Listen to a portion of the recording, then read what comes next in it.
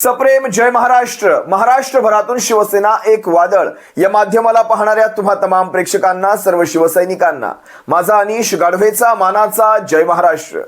जर हे माध्यम तुम्ही पहिल्यांदाच पाहताय, ताबडतोब या माध्यमाला सबस्क्राइब करा.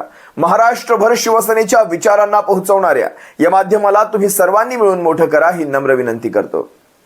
आज शिवसेनेचं नाव आणि शिवसेनेचं धनुष्यबाण हे निवडणूक चिन्ह या संदर्भातली आणि 16 गद्दारांच्या अपात्रतेसंदर्भातली याचिका माननीय सुप्रीम कोर्टासमोर पुन्हा एकदा सुनावणीसाठी येते. 2 वाजेपर्यंत अपेक्षा होती, पण आता जवळपास 2:30 वाजलेले आहेत. एक 3-3:30 पर्यंत ही याचिका सुनावणीसाठी येईल अशी मला अपेक्षा आहे. काल ज्या प्रकारे जवळपास 1 तास 38 मिनिटांचा युक्तिवाद शिवसेनेचे वकील कपिल सिब्बल यांच्याद्वारे, अगदी याला जोरदार युक्तिवाद म्हणता येईल, जो करण्यात आला, तो पाहिल्यानंतर सारं काही चित्र बदललेलं आहे. शिवसेनेचे वकील कपिल सिब्बल यांनी ज्या प्रकारे तथ्य, पुरावे, फॅक्ट्स माननीय सुप्रीम कोर्टासमोर ठेवले, ते पाहता शिंदे गटाच्या वकिलांना कालच धडकी भरलेली असणार आहे. मुकुल रोहतगी हा सारा प्रकार पाहत होते. आता मुकुल रोहतगींकडनं नेमका ह्याच्यावर काय युक्तिवाद होईल हे सर्व आपल्या सर्वांसमोर येईलच. आज पुन्हा एकदा कपिल सिब्बल यांनाच युक्तिवाद करण्यासाठी पुन्हा एकदा वेळ देण्यात आलेला आहे आणि त्यानंतर शिंदे गटाच्या वकिलांना आपला युक्तिवाद मांडण्यासाठी वेळ मिळेल. या सर्व घटनांच्या दरम्यान मला एक महत्त्वाची गोष्ट इथे अधोरेखित करायची आहे. खरं तर व्हिडिओची सुरुवात एका अशा बातमीने करायची होती, जी बातमी मला अपेक्षित होती. काल ज्या प्रकारे कपिल सिब्बल यांनी आपला युक्तिवाद मांडला, मला ही बातमी अपेक्षित होती. काय बातमी आहे हे मी सांगण्यापेक्षा तुम्ही एकदा पहा. उपमुख्यमंत्री एकनाथ शिंदे आजपासून 3 दिवस दरेगावात मुक्कामी असतील. कोल्हापूरमधून एकनाथ शिंदे कारनं थेट दरेगावमध्ये दाखल झालेले आहेत. उपमुख्यमंत्री एकनाथ शिंदेचा 3 दिवसाचा दरेगावचा दौरा असेल. आजपासून 3 दिवस ते दरेगावमध्ये असतील. कोल्हापूरवरून थेट ते गाडीने, कारने दरेगावमध्ये पोहोचतील.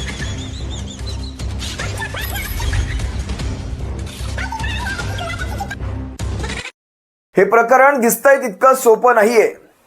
आजवरच्या राजकीय पेच प्रसंगांमधलं, राजकीय कायदेशीर पेच प्रसंगांमधलं हे आजवरचं सर्वोच्च प्रकरण आहे. या प्रकरणावर देशाच्या भविष्याच्या राजकारणाची दिशा आणि दशा दोनही अवलंबून आहे. याचं जर गांभीर्य मी तुम्हाला गोष्टीतून सांगायचं झालं तर एक गोष्ट सांगतो. खरं तर माझा उद्देश गोष्ट सांगण्याचा नाही, पण त्यातून तुम्हाला एक कल्पना येईल हे प्रकरण कशा प्रकारचं असणार आहे ते. एका राजाकडे न्याय निवडण्यासाठी एक प्रकरण येतं.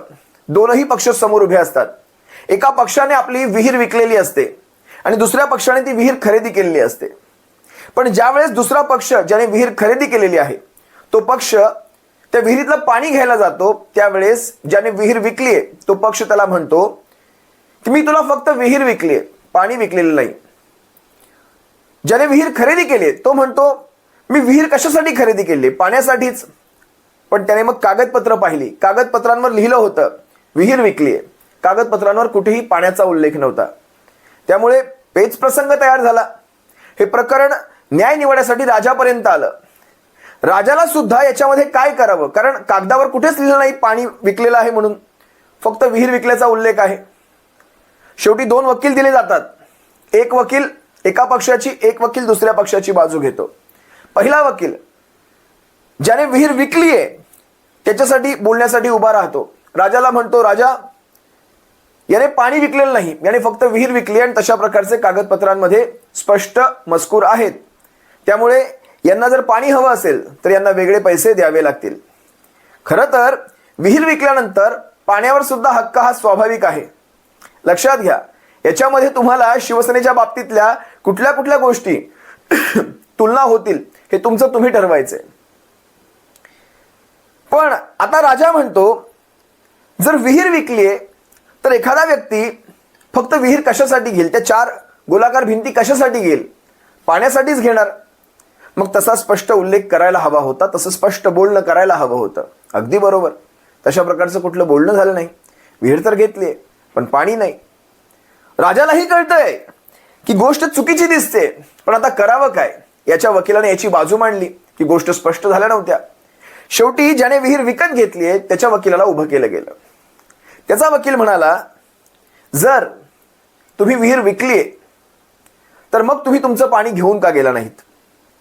ज्यावेळेस आपण घर विकतो त्यावेळेस आपण फक्त घर विकतो, घरातल्या वस्तू विकत नाही. जर हा तुमचा युक्तिवाद असेल आणि तुम्ही तुमच्या घरातल्या वस्तू घेऊन जात असाल, तोच न्याय या पाण्यासाठी लावावा आणि पाणी घेऊन जावं. ज्या अर्थी तुम्ही पाणी घेऊन गेला नाही त्या अर्थी तुम्हाला आता या विहिरीत ठेवलेल्या पाण्याचं भाडं, म्हणजे तुम्ही पाणी ठेवल्याचं भाडं तुम्हाला द्यावं लागेल. तुम्ही तुमचं पाणी का घेऊन गेला नाही, किती महिन्यांपासून तुम्ही हे पाणी ठेवलंय, किती वर्षांपासून पाणी ठेवलंय, त्या महिन्यांचा हिशोब करावा लागेल आणि आजवरचे त्याचे जेवढे काही पैसे होतील या तुमच्या विहिरीच्या मालकाला द्या आणि तुमचं पाणी घेऊन जा. आणि जर ते पाणी पुन्हा पुन्हा येत राहिलं तर तुम्हाला तेवढे पैसे पुन्हा पुन्हा द्यावे लागतील. केस जागेवरच रफादफा. समोरच्याच्या मनात जे लालच आलं होतं ते लालच जागेवर रफादफा. महाराज मला माफ करा, माझ्या मनामध्ये लालच आलं होतं. विहीर विकल्यानंतरही जादाचे पैसे कमावण्यासाठी माझ्या डोक्यामध्ये ही कल्पना आली. शेवटी त्याला व्हायची ती कायदेशीर शिक्षा झाली असेल, हा गोष्टीचा भाग झाला. तुम्हाला लक्षात येते केस कशी आहे, कळतंय आपल्याला. शेमडं पोरगं सुद्धा सांगेल विहीर विकल्यानंतर पाण्यावर सुद्धा अधिकार असतो, पण ते कायदेशीर कसोटीमध्ये तुम्हाला प्रूफ करून दाखवावं लागेल. अगदी तेच प्रकरण आहे. आज कपिल सिब्बल हे ज्या प्रकारे केस मांडताय, तुम्ही एखाद्या चित्रकाराला चित्र काढताना ज्यावेळेस पाहाल, तुम्हाला तो कधी केस रंगवतोय, कधी पायाची नखं रंगवतोय, कधी हाताची बोटं काढतोय असं दिसणार नाही. तो एका लईमध्ये येतो. वरून सुरुवात करेल, खालून सुरुवात करेल, पण एका लईमध्ये येईल.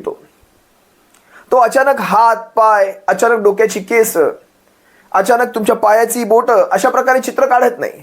अगदी तशाच प्रकारे ज्यावेळेस कायदेशीर पेच प्रसंगांच्या ह्या केसेस असतात, मान्य सुप्रीम कोर्टासारख्या महत्वाच्या संस्थांमध्ये त्याचा न्यायनिवाडा असतो, त्यावेळेस त्याला एका विशिष्ट लईमध्ये सांगावं लागतं, जेणेकरून तो घटनाक्रम तुम्हा सर्वांच्या समोर उभा राहिला पाहिजे.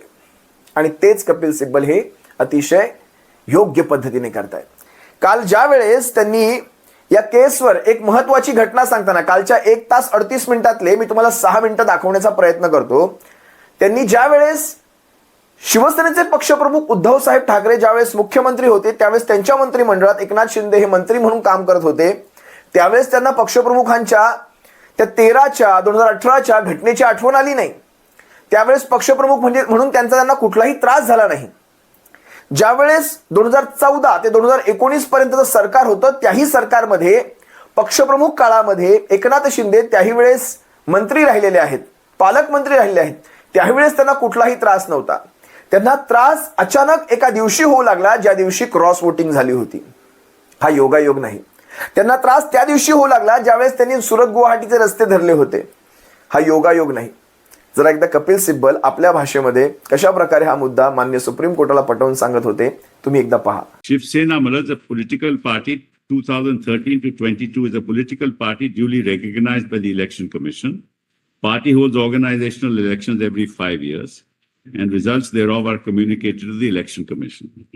Balasaheb Thackeray served as Shivsena Pramukh until his demise in 2012. After him, Uddhav was unanimously elected as Shivsena Paksh Pramukh. In the organizational elections held on 23/1/2013, Uddhav Thackeray had co-opted 6 deputy leaders in exercise of his discretionary powers. Now let us note this, under Article 11A of the party constitution. This was duly communicated to the Election Commission. Now take the thicker volume and page 18 of that.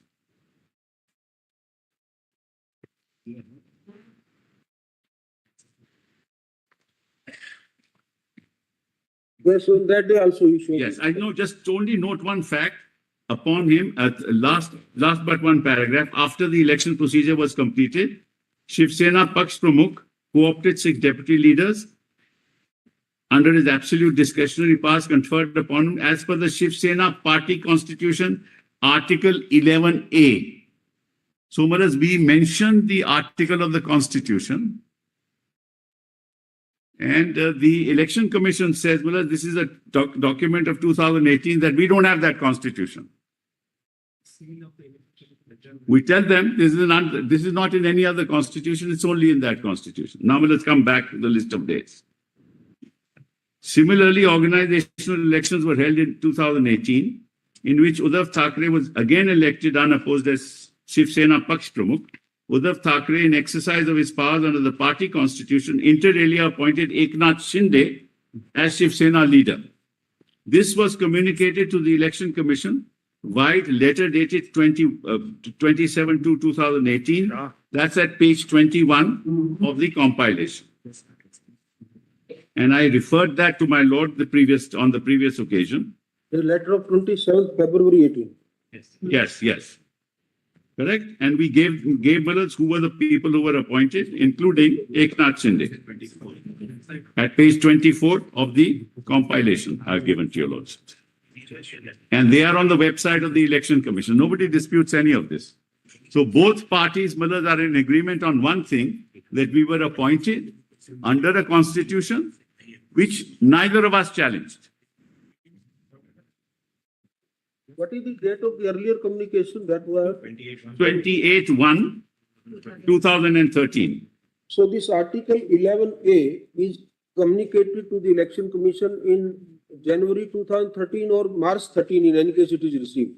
Yes. Mr. Sipal, can you just confirm from your instructing counsel, there is a signature on top right hand side at page 18. Yes. It might be receipt of this document.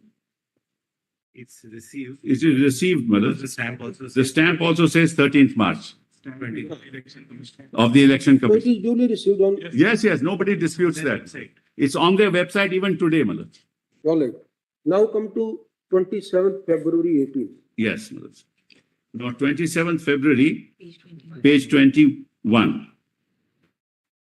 27th February, organizational elections of Shiv Sena were conducted on 23rd January at Mumbai, and the information regarding the designations and names of the party office bearers sought by your office, Election Commission of India, is being enclosed herewith in format for your record. So they seek Malads in the format, and we give it to them in the format. And Malads, your lordships will find that at annexure 2 of that document, which is at page 24, you have Eknath Shinde, who is part of the National Executive. As one of the Shiv Sena leaders, he's item 4 there. So, Malads, both parties are in agreement that they were appointed by the Paksh Pramukh, which is only under the 2013-2018 Constitution. The 1999 Constitution has no Paksh Pramukh. Malads. Now, let's get back to the list of dates. Now, Malads. Now, this is very important. The party leadership under Uddhav Thackeray set up candidates and contested the following elections. 2014 Lok Sabha elections, secured 18 seats. 2014 Maharashtra Legislative Assembly elections, secured 63 seats. 2019 Lok Sabha elections, secured 18 seats. And 2019 Maharashtra Legislative Assembly elections for 56 seats.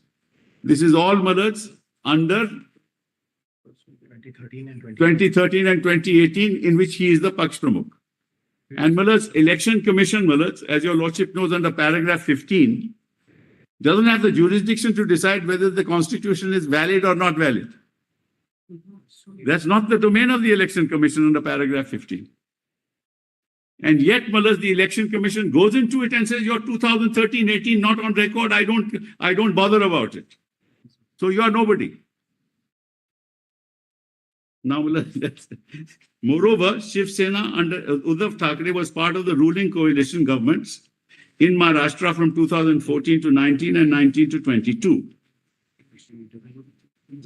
19 to 22, I was the chief minister and he was a minister in my cabinet.